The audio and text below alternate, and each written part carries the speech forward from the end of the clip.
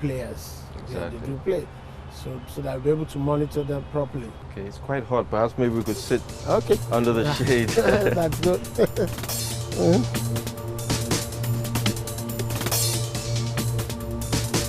Oh, this is so much cooler. Yeah, better. Another question. In parallel to the American college system, in the 80s in Nigeria, there were a few secondary schools that were renowned for producing, quite a few talented footballers like Igbobi College and St. Finbar's. Yeah. What changed and why don't we hear more of that these days?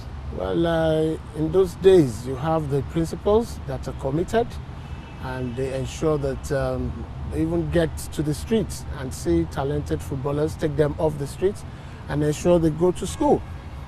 So that was when fully the AMCOPs, that's the Principals Cup, the principals were fully in charge of the Principals Cup. And you find out that you have these talented guys put off the streets, go to school, right, and they're doing well. So that's what it has been resurrected, and we're seeing it's gradually coming back now. There is every year in the last 5 years, the Principals Cup is back, and we've discovered players that are featured for Lagos State Festival team. Oh, is that so? And they've done games, and they're doing well. The breakdown of the youth feeder system, the local league and finance seems to have brought Nigerian football to a grinding halt. What's the future? Well, you're right, and I must tell you that in the past we've had many youth organizations that organizes football tournaments, but I must tell you that they didn't follow it through the right path. All these youth, independent youth tournaments they organize needs to be affiliated with the various divisional football associations at the state level, state football associations, and at the Nigerian Football Federation level. Hope the next time I'm here, I'll get to watch a live match, and I'll see you here. Of course. Thank you very much for your time, welcome. Mr. Coker. Thank you very much. Appreciate it. Yes, thank you. Take care.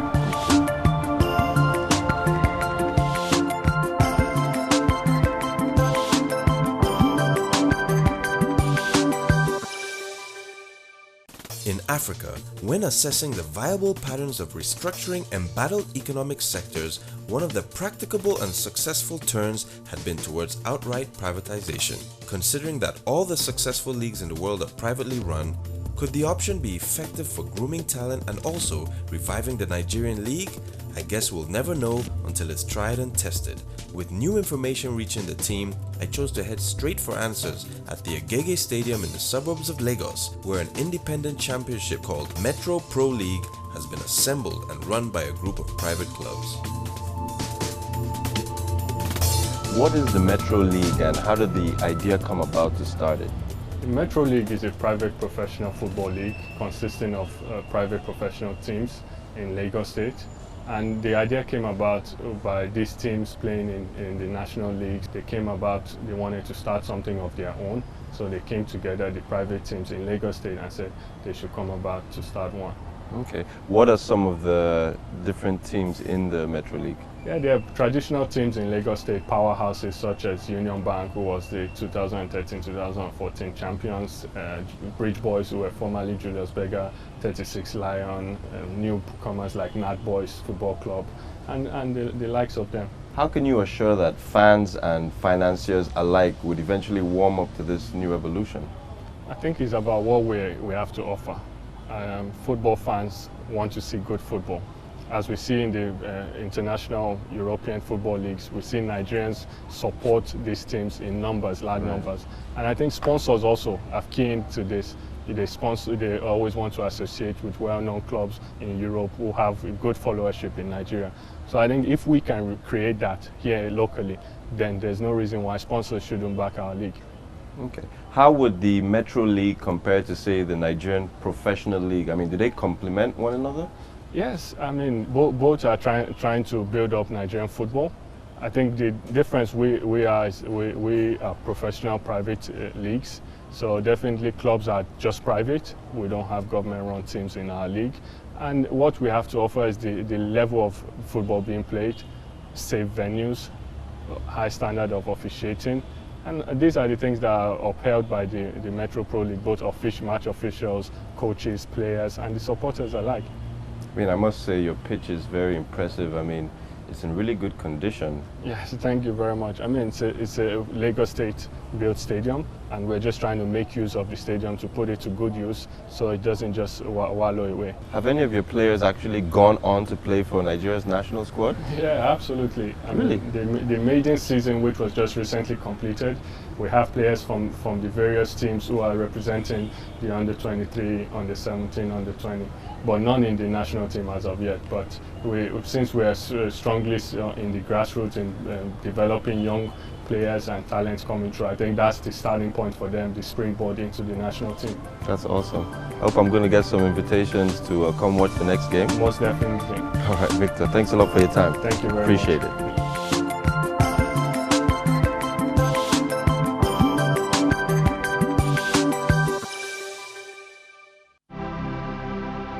As it appears, running a football club is different from running any other kind of business. The stakeholders are always the adoring fans who have to invest their support in return for some form of emotional delight in form of the thrills for winning and losing. But for a club to fulfill its fans' desire, it needs to continue to exist. First Bank Football Club is one of the longest existing clubs in Nigeria. Its journey in and out of the Premiership spans over 3 decades.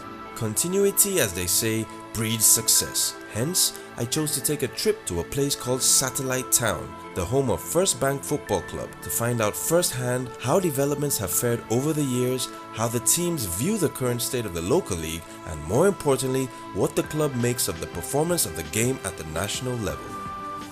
Coach, good afternoon. Afternoon. How's everything? Fine. All right.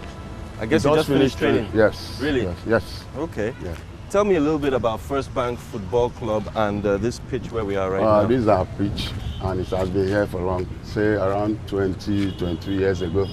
And talking about First Bank as a team, if I started talking about First Bank from now to tomorrow, Really? I can talk about it because this is where I started my own football career too. I started with First Bank in You were actually a player? 1978. I was once a player with First Bank. Okay. Before I went to the national team, I played the junior national team. Really? Played the senior national team too.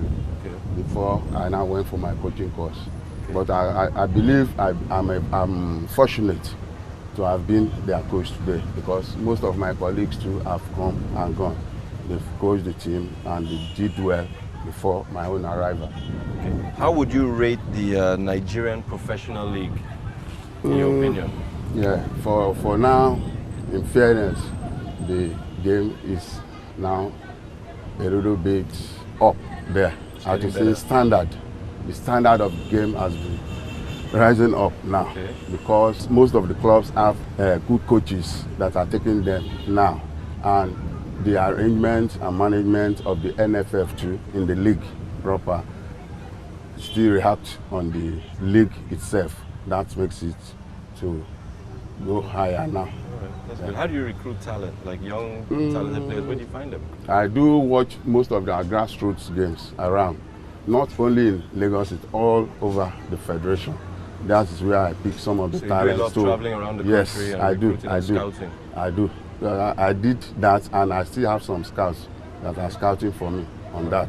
And when they come around, I now mold everybody to make it a deal. Do you think the exodus of a lot of these young players leaving to foreign clubs is affecting the local league here? One way or the other is affecting us.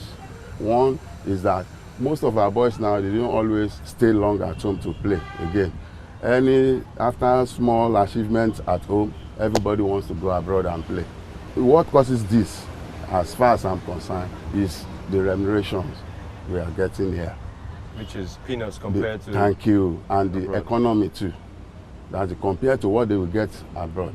So everybody, after playing small game here, their next movement is foreign country. Okay, so in your opinion, what's the future of local leagues in Nigeria and Africa? How do you see it? Local league in Nigeria, there's nothing we can do without improving the remunerations here. If we can improve that, then I think most of our boys, instead of going out, they will prefer staying around to manage what we are going to give them here. Right. Yeah. Okay, Coach, thank you very much for your time. It's nice I meeting appreciate you. it. I brought my running shoes. Hopefully I can jump on the pitch and kick some balls around. It's been about 15 years since I played, but I think I If could do with the anytime you workout. feel you are free to come around, we are always at home for you. All right, thank you. So, Thanks. in a few minutes, you'll be seeing me making my debut, and hopefully, you never know, I might get signed And by I a can sign Premiership him as league. one of my players. Yes. Thanks, eh? All right, Coach. Take Nice care. to see you around. Cheers. Yeah. I just finished talking to the coach of the football team, and I'm on my way to chat with the striker of the First Bank Football Club, and there he goes right there. I guess they just finished training. What's up, guys? What's you? Wow, hi James. How's it going? How's You everything? all right? How's it going, guys? What's the name? Good. Ramon. What's the name? Nuruddin. What's the name? Amo. Abubakar. Okay, you guys just finished training. Yeah. Sorry, I came to try and train with you guys, but you know, traffic. I was a bit late. Yeah. Sorry about that. So how was it? Very fine, thank God. All right. So Wasim, you're the striker of Yes. the First Bank Football Club. Yes. Tell us how you joined the team. I joined the team from the lower division, Okay.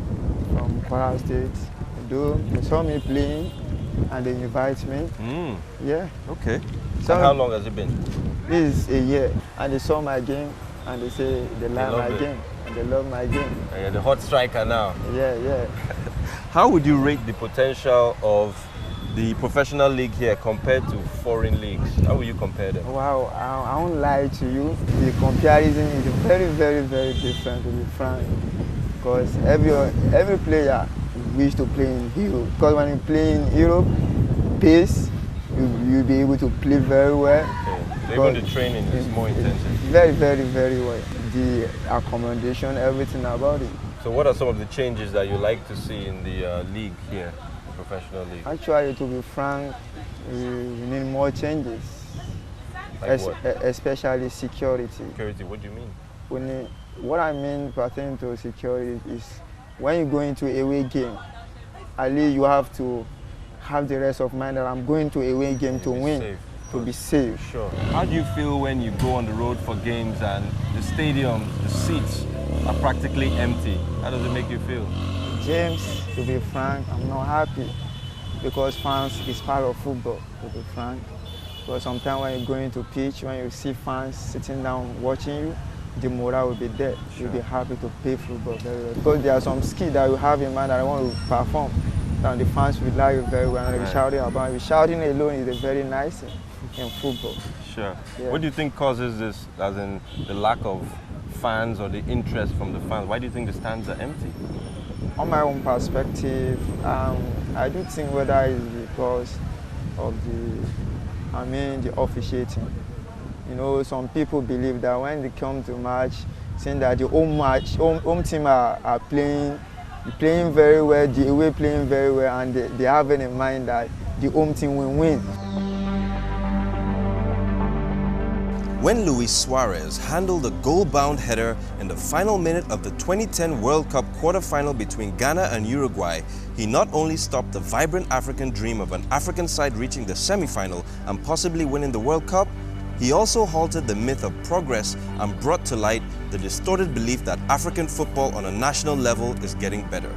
The source to regeneration seems to start with sourcing genuine talent and providing a support mechanism that develops youth skills to maturity stage. The local leagues would have a pool from which to draw, while the financiers and sponsors and clubs alike would have super talent on which they can bank investments, administration, officiating, and a few other things may come into play in the grand scheme of things too.